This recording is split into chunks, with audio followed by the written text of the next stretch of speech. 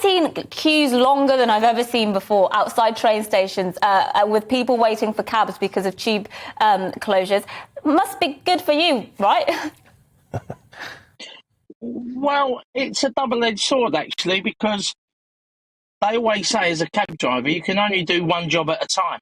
So there's thousands of people wanting cabs, but you can only do that one job at a time. The roads are gridlocked, so when the people actually get in the back of my cab, they're on the phones, they're speaking to business partners, family, they're getting really, really stressed. You know, they're missing trains, they're trying to connect with other people in London. It's a real mess, an absolute mess. And Tuesday was really, really bad. Today's not so bad, but it's disaster for London. Yeah, massive disruption to lots of people's lives, which I'm sure will cost the economy. What do you make of the strike in general? I mean, can you sympathise with these tube drivers who are saying, look, we're doing this because we're not treated fairly, that our pay and conditions isn't good enough? What do you make of that?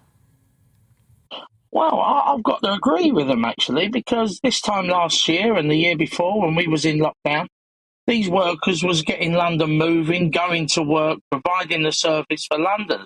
And because Sadiq Khan, the Mayor of London, has bankrupted TfL and money's in short supply, it's hard-working people that are going to have to suffer for these shenanigans. And this is the trouble we've got in London. You know, TfL are bankrupt. The Mayor's overseen this.